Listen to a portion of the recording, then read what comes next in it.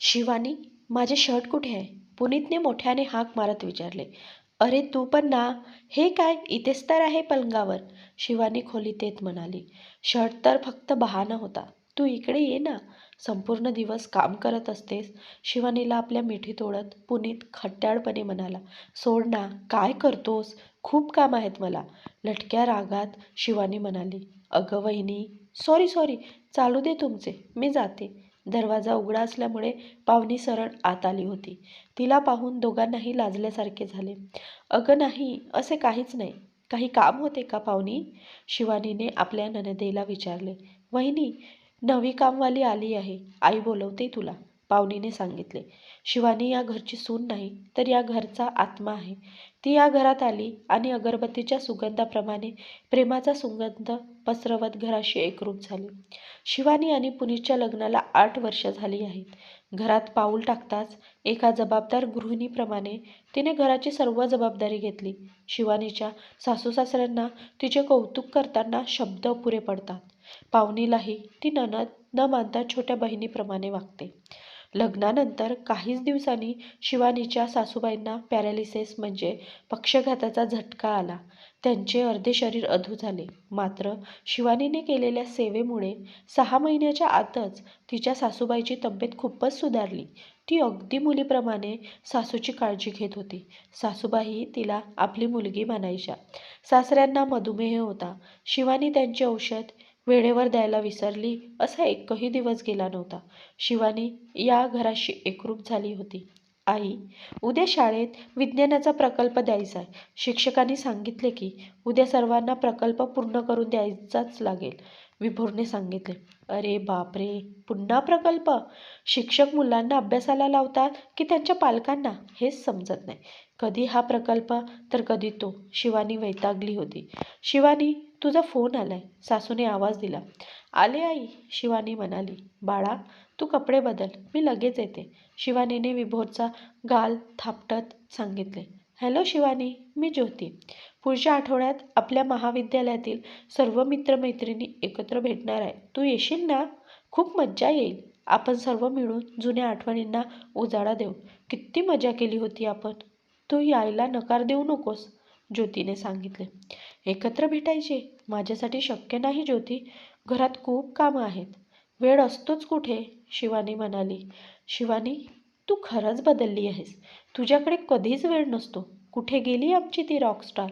आम्ही ठरवले होते की बऱ्याच दिवसांनी तुझ्याकडून गिटारवर तेच गाणे पुन्हा ऐकायची.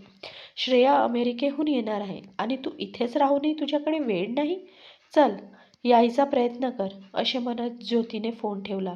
सर्वांनी एकत्र भेटायचं, ती स्वतःशीच पुटपुटली आणि पुन्हा कामाला लागली. रात्रीचे जेवण आणि सर्व कामं आटपून थकून स्वतःच्या खोलीत आली. कपडे बदलण्यासाठी तिने कपाट उघडले. अचानक तिची नजर महाविद्यालयातील त्या जुन्या अल्बमकडे गेली. आई, झोप येते, चल ना, तिची ओढणी पकडत विभोर म्हणाला.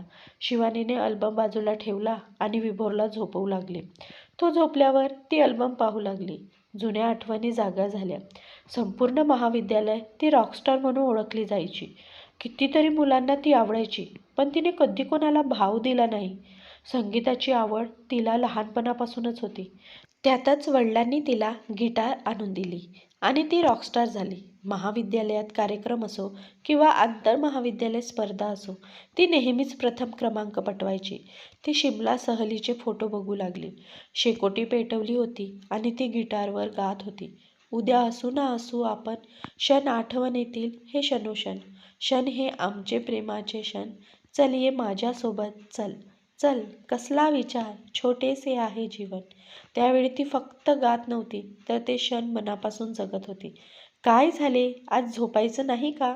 घड्याळाकडे बघ, रात्रीचे 11 वाजलेत, पुनीत म्हणाला आणि जणू ती त्या जुन्या क्षणामधून अचानक बाहेर आली.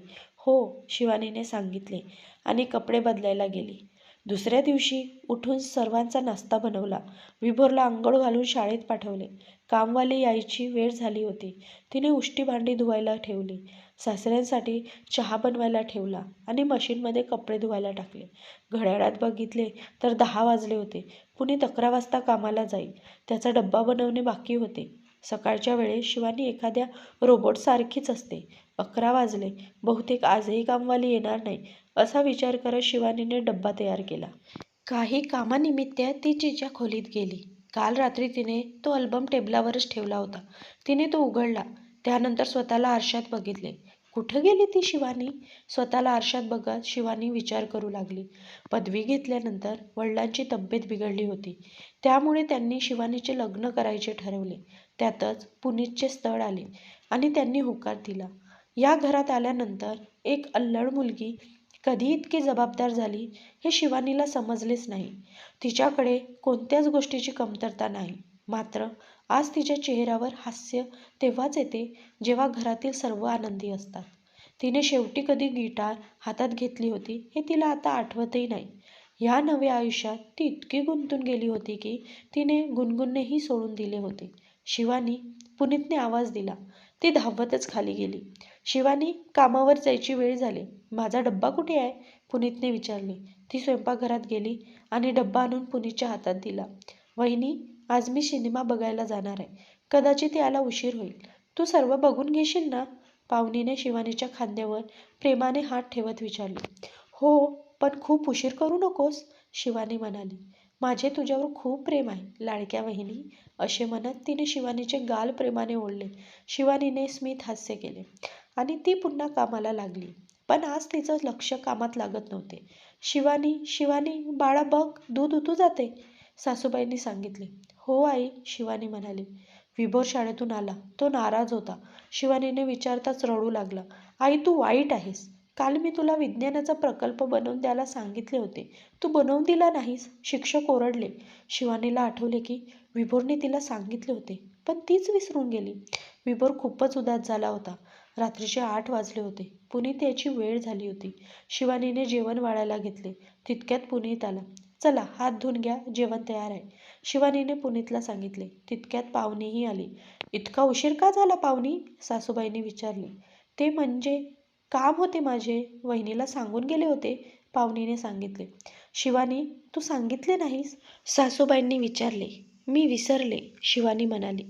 शिवानी, तू जरा जास्तच विसरबोळी झाली आहेस. आज तू मला रिकामा डबा दिला होतास, पुनीतने सांगितले. बाबा, माझा प्रकल्प बनवून द्यायलाही आई विसरली. शिक्षक ओरडले मला, विभोरने तोंड वेडे वाकडे करत सांगितले. शिवानीच्या डोळ्यात अश्रू जमा झाले. ती रडू लागली. तिचे रडणे सर्वांसाठीच अनपेक्षित होते. अरे पुनीत, चुकून झाले असेल. आणि विभोर, तू खेळात मग्न झाला असशील. पुन्हा एकदा आईला आठवण करून द्यायला काय झाले होते तुला?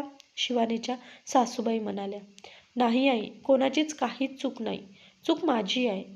कदाचित मीच एक चांगली सून नाही, चांगली आई नाही. मी प्रयत्न करते, पण मला जमत नाही. मला माफ करा. माझ्याकडून तुम्हाला असलेल्या अपेक्षा मी पूर्ण करू शकले नाही, हुंदके देत शिवानी म्हणाली. नाही बाळा, तू आमच्या सर्वांचा श्वास आहेस, सासूबाईंनी सांगितले. पण काही केल्या शिवानीचे रडणे थांबत नव्हते. पुनीत, शिवानीला तुमच्या खोलीत घेऊन जा, शिवानीच्या सासऱ्यांनी सांगितले. शिवानीला असे रडताना पाहून सर्वच गोंधळून गेले. कोणाला शिवानीबद्दल काहीच तक्रार नव्हती. अचानक शिवानीला काय झाले हाच प्रश्न सर्वांना सतावत होता. 3 दिवसानंतर शिवानीचा वाढदिवस होता. आजपासून आम्हाला आमची जुनी शिवानी परत हवी, जिच्या गाण्याने या घराला नवी ऊर्जा मिळायची. तुझ्या काही जबाबदाऱ्या कमी व्हाव्यात यासाठी आम्ही प्रयत्न करू, शिवानीच्या सासूबाईंनी तिच्या डोक्यावरून प्रेमाने हात फिरवत सांगितले. सुनबाई, आजपासून विभोरला बस स्थानकावर सोडून याची जबाबदारी माझी. येताना मी किराणा सामान घेऊन येईन. याच निमित्ताने माझे थोडे चालणेही होईल, शिवानीच्या सासऱ्यांनी सांगितले. वहिनी, आजपासून मी दररोज 1 तास विभोरला शिकवीत जाईन, पाहुणी म्हणाली. आणि हो सुनबाई, स्वयंपाकघरातील छोटी मोठी कामे मी करेन. तू मला नुसते बसवून ठेवलेस तर मी उगाचच आजारी पडेन, शिवानीच्या सासूबाईंनी स्मित हास्य करत सांगितले. आजपासून घरातल्या सर्व हिशोबाची जबाबदारी आणि बिल भरण्याचे काम माझे असेल. चल, आता रडणे बंद कर. 2 दिवसानंतर महाविद्यालयीन मित्रमैत्रिणींना भेटायला जायचं आहे ना? तू सांगितले नाहीस तर आम्हाला कळणार नाही का? आणि हो, तिथे आमच्या रॉकस्टार शिवानीला गिटारवर जबरदस्त सादरीकरण द्यायचे आहे ना? तर मग सर्वांनी आपापल्या जागेवर बसा. आता आपल्यासमोर येत आहे आपली रॉकस्टार शिवानी, पुनीत हळूच तिला डोळा मारत म्हणाला. शिवानीच्या डोळ्यातून गळागळा अश्रू ओघळू लागले. आता शिवानी गिटार वाजवत होती आणि घरातील सर्वजण एका सुरात गात होते. एकमेकावर खूप प्रेम करतो आम्ही.